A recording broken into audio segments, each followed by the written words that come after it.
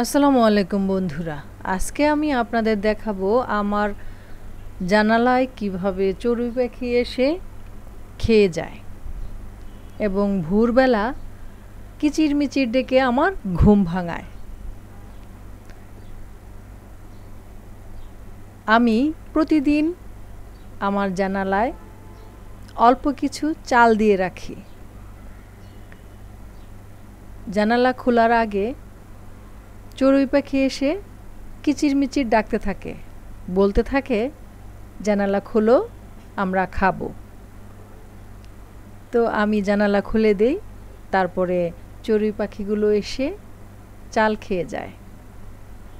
প্রতিদিন এভাবে এসে চাল খেয়ে যায় এবং সকালের দিকে যে আসে তা নয়, সারা দিন এসে খেয়ে যায়। আমার কাছে খুব ভালো লাগে। আপনার জানালায় যদি এভাবে চড়ুই পাখি আসে অবশ্যই কমেন্ট করে জানাবেন। সকাল থেকে সারা দিন আমি এই চড়ুই পাখির সাথে কথা বলি।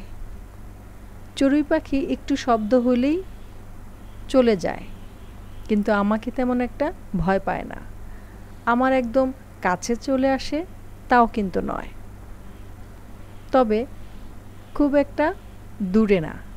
আমি খুব কাছাকাছি থেকে কাজ করতে থাকি, আমার প্রতিদিনের যা কাজ আছে সব কাজ করতে থাকি, আর চড়ুই পাখি এসে চাল খেতে থাকে আর কিচিরমিচির ডাকতে থাকে। একটা চড়ুই পাখি এসে খেয়ে চলে যায়, আবার আরেকটা চড়ুই পাখি আসে, দুইটা একসাথে এসে খেয়ে যায় আর কিচিরমিচির ডেকে যায়। আমি প্রতিদিন এই চড়ুই পাখির সাথে কথা বলি। আমি কি কথা বলি আমি আর চড়ুই পাখি বুঝতে পারি, অন্যরা কেউ বুঝতে পারে না।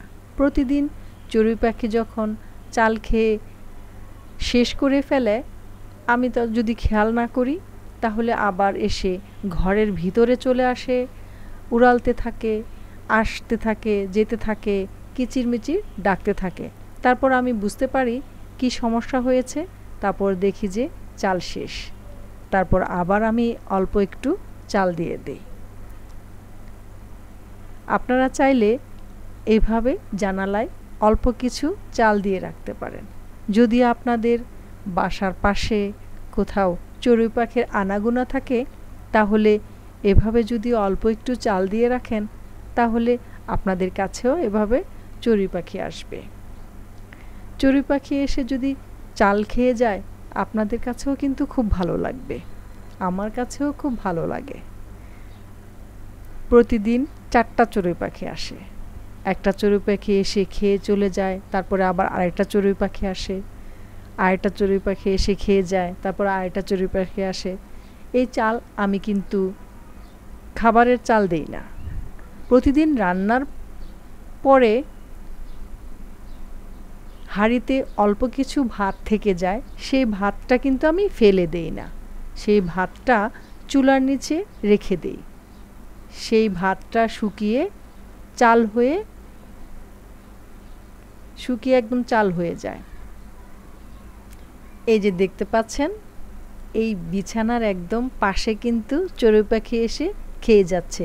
আমি কিন্তু খুব কাছেই আছি,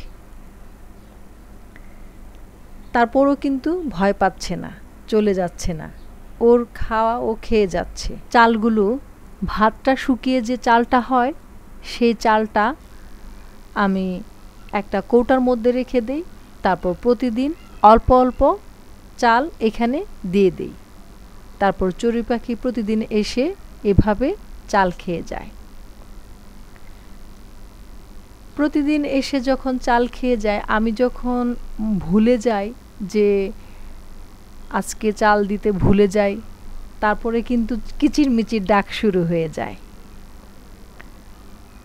প্রতিদিন সকালবেলা নিয়ম করে এখানে অল্প একটু চাল দিয়ে দেই। মাঝে মাঝে যদি চাল দিতে দেরি হয়, তাহলে কিচিরমিচির করতে থাকে, চিল্লাচিল্লি করতে থাকে, বলতে থাকে আমাকে খাবার দাও, খাবার দাও। আমি তখন অল্প পরিমাণ চাল এখানে দিয়ে দেই। আমি কিন্তু এখানে কলমি শাক রোপণ করেছি। জানালায় কিন্তু আমি কলমি শাক রোপণ করেছি। পানিতেই যদি এত সুন্দর কলমি শাক হয় তাহলে কেন রোপণ করব না? কলমি শাক খেয়ে কিন্তু আমি ডাঁটাগুলো ফেলে দেই না, এভাবে কৌটার মধ্যে পানি দিয়ে রেখে দেই, তাহলেই অনেক অনেক সুন্দর কলমি শাক হয়ে যায়। আপনারা চাইলে এভাবে কলমি শাকের ডাঁটা পানিতে রেখে দিতে পারেন, তাহলে অর্গানিক শাক খেতে পারবেন। সারা বছর শাক পাওয়া যাবে এখান থেকে। দেখতে পাচ্ছেন শাকগুলো কি সুন্দর হয়েছে। আমি যে কোনো সময় এখান থেকে শাক নিয়ে খেতে পারবো। তারপর এই কৌটাটা কিন্তু সৌন্দর্যের জন্য আপনি যে কোনো জায়গায় রেখে দিতে পারেন, তবে এই শাকগুলা কিন্তু রোদে ভালো জন্মায়। এটা কিন্তু ঘরের ভিতরে তেমন একটা ভালো হয় না। কি সুন্দর হয়েছে। আমি যে কোনো সময় এখান থেকে শাক নিয়ে খেতে পারবো। তারপর এই কৌটাটা কিন্তু সৌন্দর্যের জন্য আপনি যে কোনো জায়গায় রেখে দিতে পারেন, তবে এই শাকগুলা কিন্তু রোদে ভালো জন্মায়। এটা কিন্তু ঘরের ভিতরে তেমন একটা ভালো হয় না। আমার চ্যানেলে কলমি শাক টবে কলমি শাক রোপণের একটা ভিডিও করা আছে, চাইলে দেখে আসতে পারেন। সেটা ছিল মাটিতে রোপণ করা। একজন আমাকে কমেন্ট করেছিল পানিতে হয় কিনা, সেজন্যই পানিতে রোপণ করে এইখানে রেখে দিয়ে প্রথমবার রোপণ করলাম। ভিডিওটা ভালো লাগলে লাইক করবেন, শেয়ার করবেন, কমেন্ট করবেন, সাবস্ক্রাইব করবেন। আল্লাহ হাফেজ।